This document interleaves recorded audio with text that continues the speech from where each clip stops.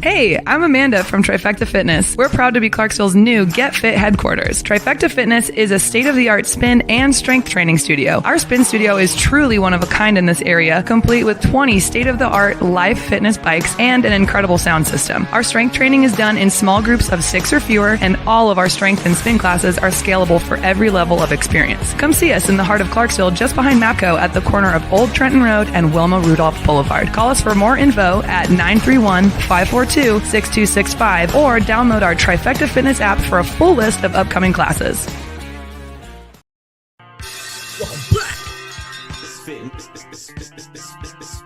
MisFitNation.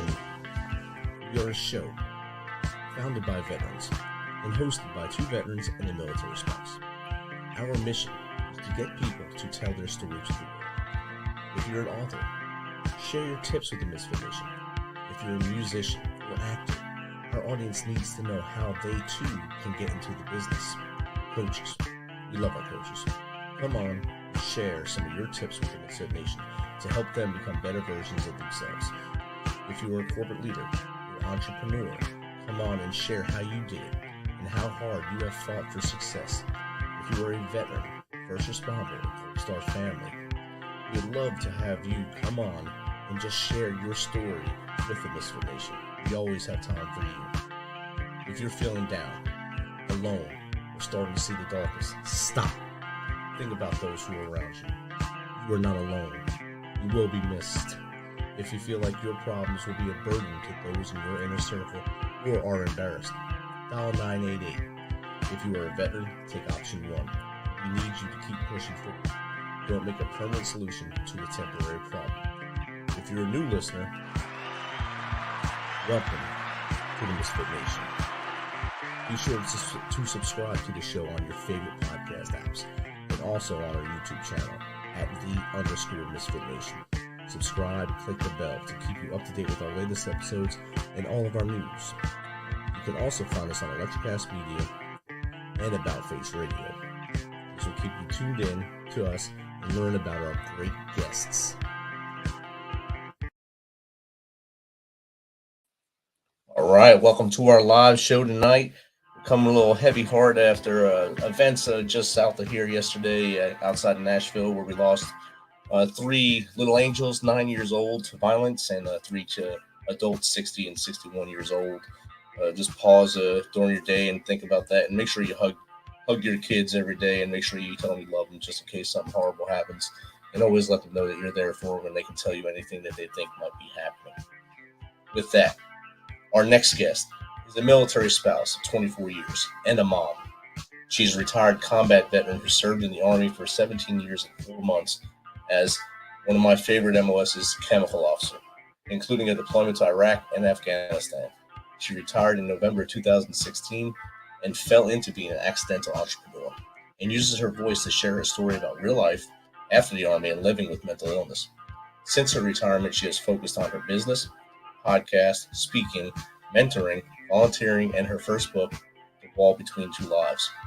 Her blog, A Wild Ride Called Life, LLC, incorporates stories from her post-military life in which she shares how she lives life as being a mom and a military spouse living with PTSD, anxiety, and depression. Along with writing, she has created a safe space in which she hosts a podcast titled The Truths We Hide.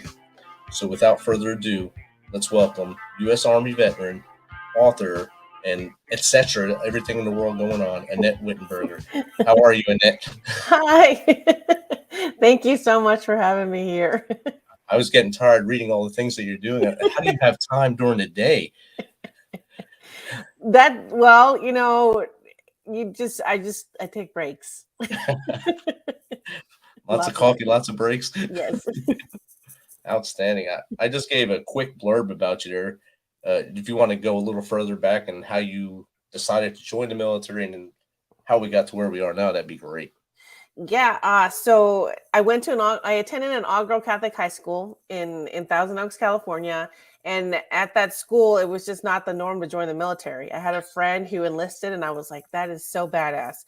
And I thought I was going to do it. I had the recruiter at the house. My boyfriend was with me, and I was like, I can't do it. So I chickened out.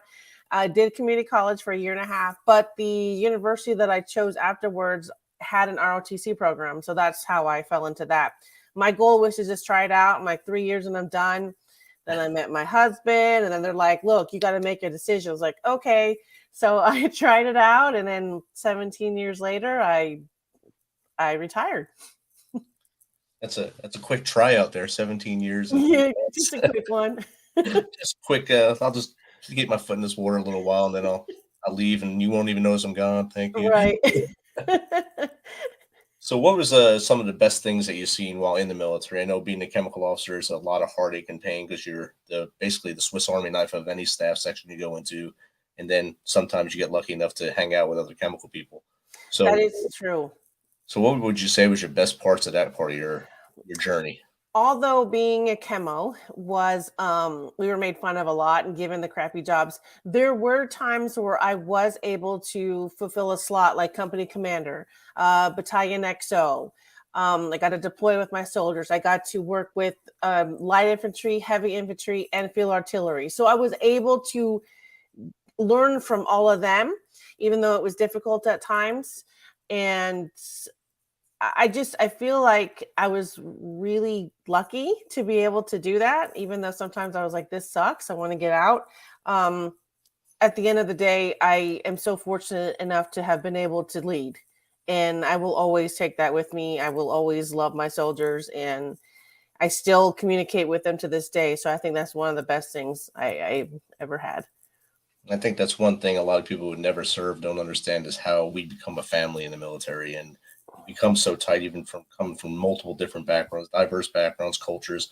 Once you wear the uniform together, you chew the same dirt together, you wind up thick as thieves, basically. And even if me and you never served together and we wound up just hanging together, oh, we're both chemical. Oh my God, we're friends for life right now. Exactly. That's it. It's like we're immediate family. And I love the lasting friendships that come with that.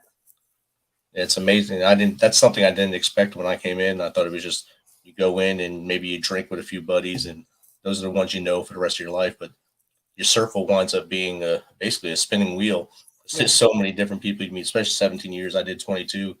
You meet hundreds and hundreds of people, and you may not know them all by their name, but if you're walking into Walmart and you see them, I know you. We did something stupid together, didn't we?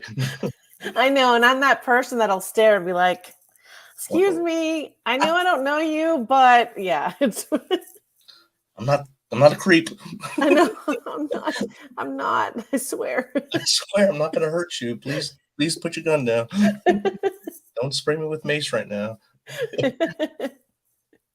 So in your bio, it says you accidentally fell into entrepreneurship. Did you always want to be a business person, or is it just like you said, accidental? No, it was completely by accident. I retired at 17 years, 4 months, because I got passed over. I didn't get selected for promotion to lieutenant colonel. And so my idea of what I thought I was going to do, which was to be a GS civilian or a contractor, stay within the G3 and work, train soldiers for deployment. That was what I thought I was going to do. But because I had 6 months to hurry up and get out, there were so many mixed emotions, so many things that just piled on me that I realized, holy crap, I'm dealing with a lot of shit that I never thought I was dealing with before. So that's when I went into this deep, deep, dark depression, suicide attempt, all this stuff that just overcame me. And until I realized that if I don't do something, if I don't say something, I'm not going to make it. So that's where I created the blog and the website. And then eventually it turned into all those other things. So it was not my plan to share my struggles with the world.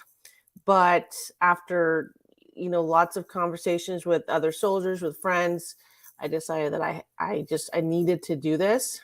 And I went big and I just shared it on a website. And here we go. Bigger and bigger since then too. So yes. Things going like this way right now. So yes. I think that comes from the Swiss Army knife I talked about earlier. Because even though, all right, here's your DERS A report you have to do, but you're also probably doing ammo. You're probably doing training. You're probably doing schools. Everything that the other officers didn't want to do, or because they were the actual you were the shortage MOS, so you were the one that could do everything since they were the priority. So this is probably why you are the way you are now, I'm thinking. I think so too, and you're right. We were taught to have to multitask. You had to do many different things, and I think that's and I also think I have a little bit of ADHD now too. So I'm a hot mess, but I'm okay with that. Or do you still use PowerPoint, or is that something that's taboo now? I use Canva. That's the new thing. So much better. Canva, but I did use PowerPoint until I started having to give presentations, and people would ask me, "Do you use Google Slides?" I'm like, "Is that like PowerPoint?" And I'm like, "Well, you can convert it to Google Slides." I'm like, "Just." So then I had to learn Canva and all those other things. But yes, that was my go-to. This is how I'm going to build my slide deck. But they don't use that anymore. I know that was part of your daily life for 17 years. So Good God, it was. you probably have your badge right here on your shoulder. I do. Stop it. Tell me, I mean, you have your business, podcast, speaking, mentoring, volunteering. How do you break it down? Do you break it down by hours a day, or say if someone just reaches out to you, okay, speaking engagement, I'm going to do that. That's one of my focus today, and that's what I'm going to do. That's really how I do it. because I'm so passionate about helping others, I do all the things whenever it's needed. The podcast, I had to tailor it down. I even took a break. I took a hiatus because I had some I had some health issues I had to control. And so, but if somebody reaches out to me and says, "Hey, are you available next week?" It does. Depending on what I have, I'll be like, "Yes, I'll do it," because I love sharing. And if I have to share myself in order to help someone else, then that's what I'll do. So how do I find time? I don't know. I think God had a plan for me and we figured it out. And so I'll do what I have to do. Luckily, my kids are older, so my 20-year-old son doesn't need me as much. But I do have dogs, and I just figure it out. I can't explain it. God figured it out for me. See, you didn't mention dogs in your bio, so that's even more work right there. I understand that one. You don't want to know how many dogs I have. I have 4. So. Okay, I have 5. See, all right, we're close. Okay.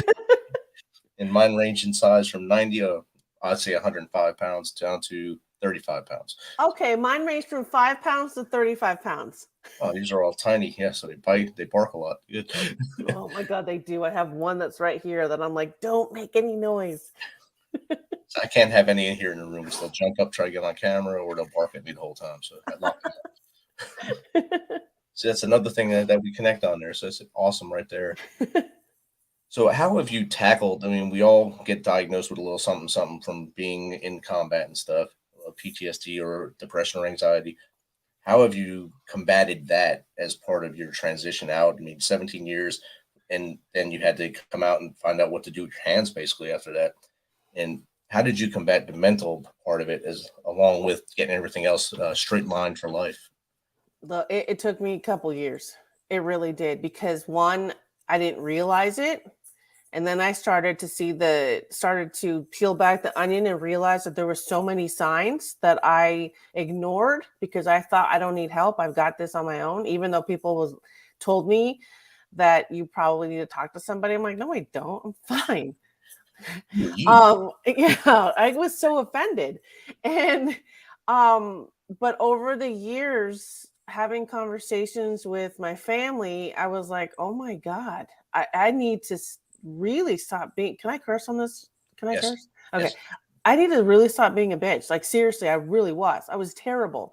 And I had to look within myself to figure that part out and to realize that if I'm going to be a role model for other people, or to show my kids that it's okay to not be okay and that it's okay to use your voice, I needed to fix myself. And it wasn't easy. It really, really wasn't. But I think while writing my book and podcasting and sharing my story on the web, on my blog, that's when I started to realize I went through some serious shit, and I need to figure out how to do it, or I'm not going to make it, because those suicide attempts and thoughts and all that, they really cloud you. You know, you're in this dark space where nothing anybody says is going to make a difference. And I realized that it was okay to tell people, yeah, I'm on Prozac. Look, there's nothing wrong with that. Okay. Like if you need it, you take it. And I've been on it for years. But I also can see the signs of when I'm going to start spiraling, and I take a break and I'm like, okay, I need to just be by myself. I need to go do something else and figure it out. And that's very hard, but it took me years to figure all that stuff out. It definitely does, and I know me as well. And I came back in 2011 from a very rough deployment, 2010-11 in Afghanistan, and I knew something was wrong with me finally. And my wife has been telling me since my first deployment to Iraq in 03-04 that something was wrong with me. And I said, "No, it's not me. It's you. Something's wrong. Right. Not me. What are you talking about? I'm good. I'm doing my job. I do my job every day, and that's what I was doing. I was doing my job every day, and that was keeping me focused. But when I lost my first soldier in December 31st, 2010. And that, I think, flipped the switch to say, hey, you're not okay. You're taking care of everyone else, but you're not taking care of you. So when we came back home, we did that SRP thing, the reverse SRP thing to come home, reintegration. And I said, I need to see somebody. And they looked at me and they said, you're a sergeant first class, just go back to work. I said, well, that's not the answer I can go home with right now. But I said, okay, I'll go back to work. And I didn't get help until after I retired in 2015. And thankfully, I went to a civilian doctor, and he helped me out and put me on the right path. And I'm thankful for him. Dr. King Counts really helped me out and pushed me in the right direction and cleared my head of all the demons and stuff. Oh my God. I just have to say, I am so proud of you for at least saying something, because many of us check that box that say, no, we're good.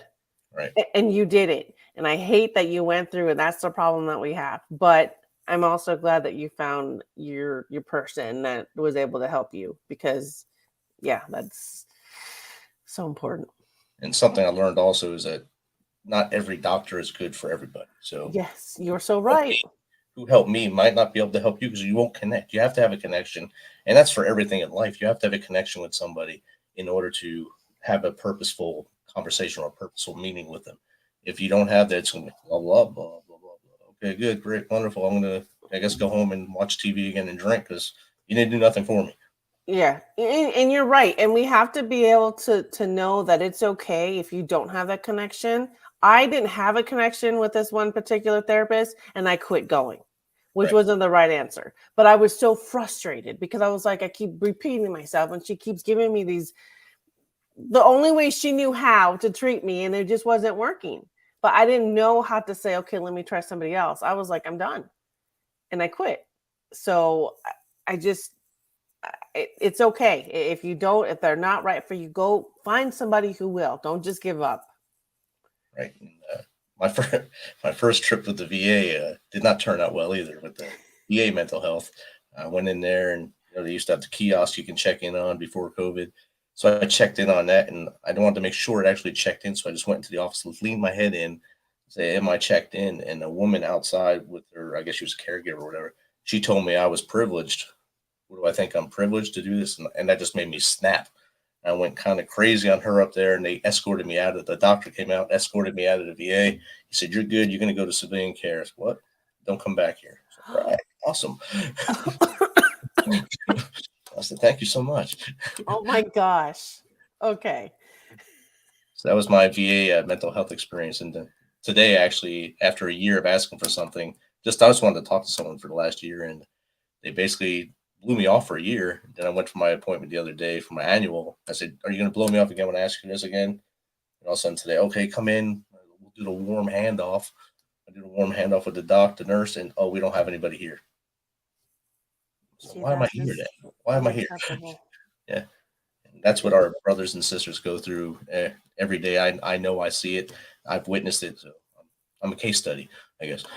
Yeah, and it's unacceptable. That's why there's so many nonprofits out there that are trying to provide the services, but not everybody knows about them. So it's hard. It's just like where we need to have one centralized location where they're able to look up who they can speak to and not have to like fight and worry about being seen. It's ridiculous. Exactly. And let's twist it from the mental health world there to get a little chippier.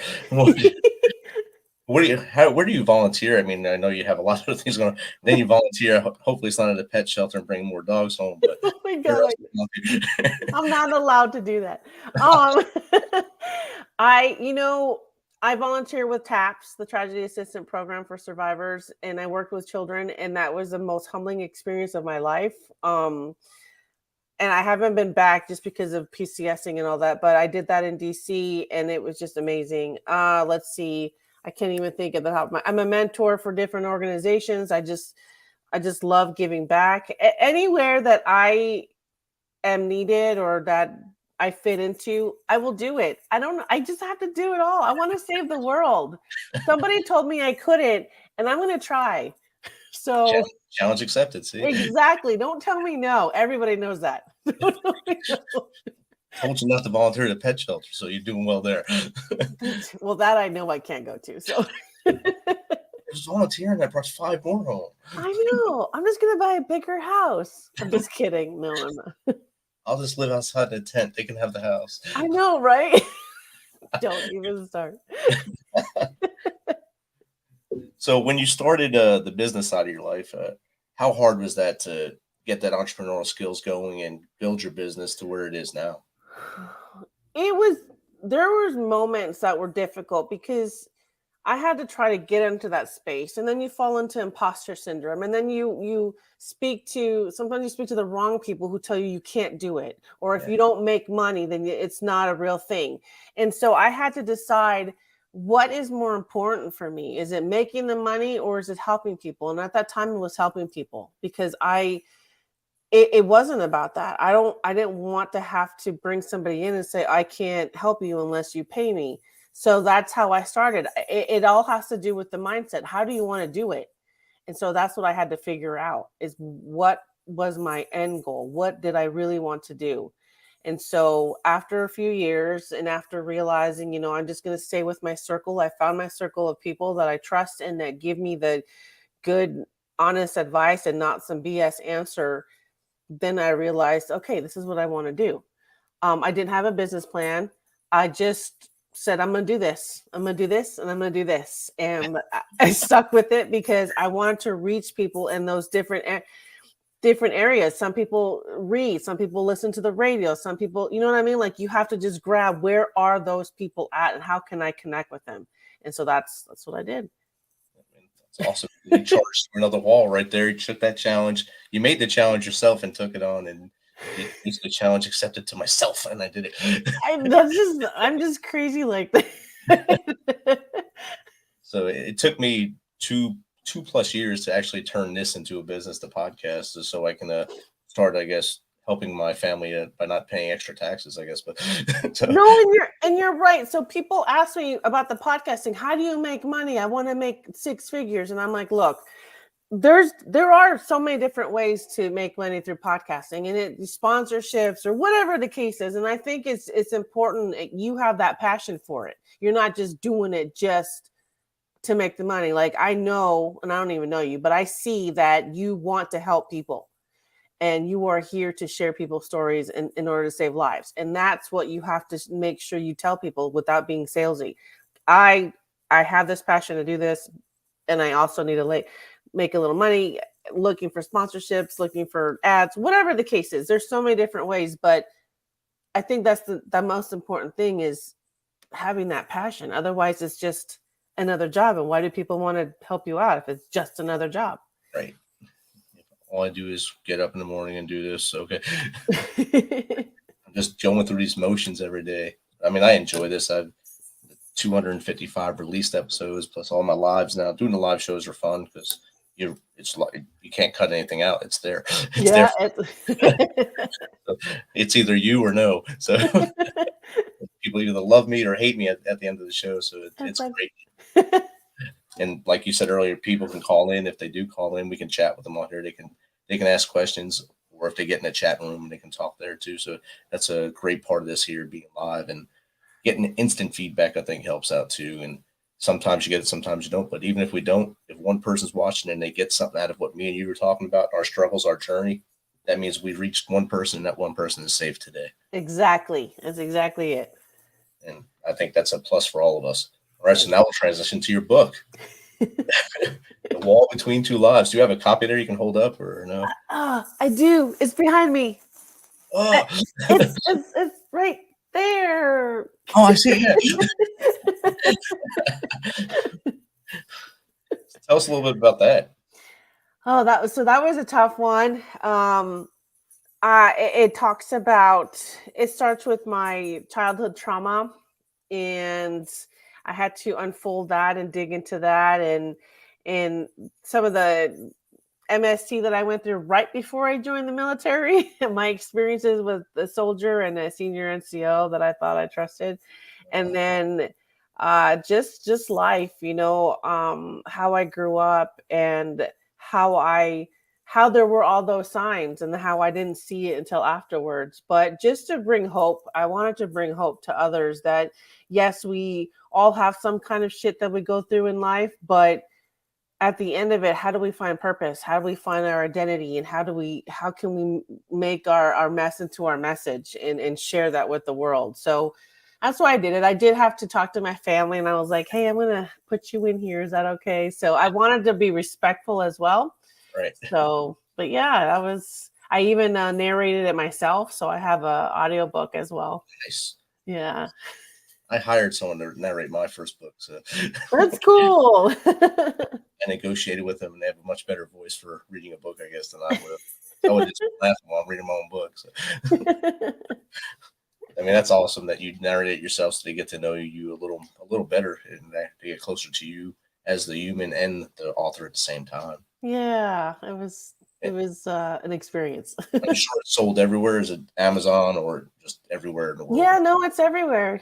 Yep. I see that. So you're global. See? I am global.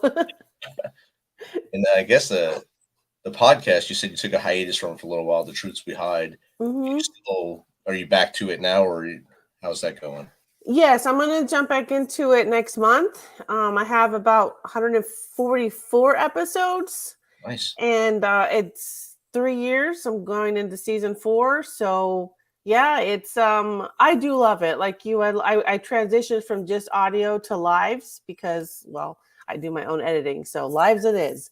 And I love seeing the person too, rather than on the phone, or through Zoom. I just love doing it live. So, but yes, we talk about everything. I mean, it's not just military affiliated, it's any person. I mean, we've had people from sex trafficking to almost anything you can imagine, that are just, these stories are so profound, they're so heartbreaking and heartwarming just to see how they came out of it. It's incredible. It really is. Yeah, I like you said, when I transitioned to video is probably at the beginning of my second year by the recommendation of a guest. And he's like, hey man, just go to video. You'll like it so much better. So you got to start your own YouTube channel. I was like, all right, I'll do that too, I guess. So now all these different things I have to do. So I started that, and I think I got addicted to the video side of it a little more because I was recording in my Jeep while driving, recording people on Anchor. That's not personal at all. I mean, you got the noise of the Jeep in the background. You got me, so I have to pull over, and hopefully I keep signal. And that's how I started, though. It was mostly in my Jeep. And now I think 6 microphones later, I found something I like and clear. And StreamYard really helps me out as well. Yes. No, I get it. I had people calling me in from their car phones too. And we would cut out on signal like 6 times. I'm like, I have to edit all of this. Right down the minute it went off. Damn, 38.2. Okay, exactly. No more. Please stop, please.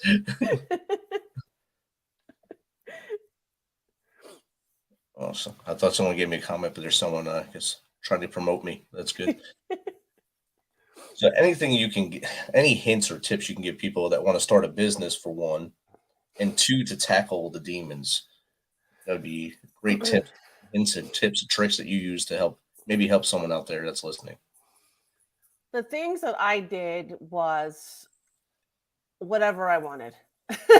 I like to share, to do what sets your soul on fire. Like literally, don't worry about all the little nuances. If that's what you want to do, find the people who can help you get there. Don't let the negativity get into your mind, because then you're going to get off track and you're going to be like, I can't do it. It's too scary. Yes, you can. You just got to figure out what fuels you. And like, I'm just going to give an example because it was completely off my path. I did music school. I went to music school for 6 months and people were like, what are you doing? I'm like, look, there's a method to my madness. I'm going to figure it out and we're going to do healing through music. And so now I'm a songwriter and that's what I do. And it all circles back to mental health. So it's okay if I'm like, shh, but there's one focus and I'm going to make it work somehow. So I'm doing that. And so people might think you're crazy or whatever, but if that's what fuels you, do it. As far as what happens when you start spiraling, go back to your people. Go back to your people. I'm always available. I've had people reach out to me through Instagram, through my website, anonymously, not anonymously, that just want to be heard. And I do that and I don't mind it because if I could save you, then I will. I know that you're there for them. My biggest flaw, my biggest fear, I always thought I could handle it myself. I know I can't. So I have that friend that I could call in the middle of the night. Crisis text line. Now that they have that, that's amazing. BetterHelp therapy. My daughter used it. There's nonprofits out there that want to help you. There's so many resources that are there for you for that reason. And so don't be afraid. Like I'm in a judgment-free zone. I know you are. So I just encourage you to, if you're feeling like that, don't be afraid to just send a text or call or a message, whatever, because we're here and we're stronger together, right? We need to be there to help other people. So I could talk about this all day. Just reach out. I promise you, you won't be judged no matter what it is. Definitely. If you have those feelings, say something, because a lot of us are like the great Kreskin. We're not mind readers. I don't know what's going on inside your nugget. So if something's going on in your nugget, hey, tell me, let me know. And I'm not going to hang up on you. I'll talk to you and Exactly. I'm here for you. And that's what we'll do. And just like you said, anytime someone reaches out, I'm not going to hang up. I'm going to get you on the phone. And if I'm on the phone with you and I know something's really bad going on, I'll probably be texting someone else to get you to your house and help you out. Exactly. It's incredible what type of family we have when someone's in crisis like that. I've been in email chains, Facebook comments, just like someone says, I'm done. We are all there ready to help you. So don't be afraid. Definitely. Annette, now that I made you get choked up a little bit there, but how does someone get in contact with you, maybe to have you on their show or hire you for one of the many things you do? Give you another task. I love it. You can find me at awildridecalllife.com, or you can actually text me at 573-326-9448. I hope you guys wrote that down because I was not. I was listening. Sorry. It's okay. So just going across the bottom, and that's the first spot she said, so I have that for you. But I'll put the number in the show notes for everyone to have as well. Annette, thank you so much for agreeing to do this on short notice just a few days ago. It was great. If you need anything in the future, you know where I am. Chem Dogs stay together. Same. Thank you so much. You're my new friend, so I appreciate you. Awesome. Have a good night. You too. Bye-bye.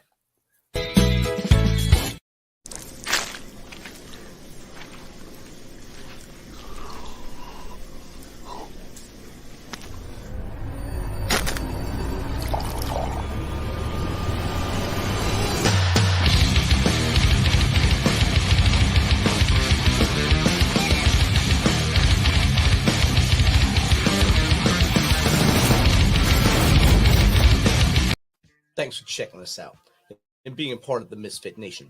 Don't forget to visit our website at themisfitnation.com. It's themisfitnation.com to catch up on all of our episodes and also to get some of that great Misfit Nation gear. As always, be humble, stay hungry, and keep hustling because we are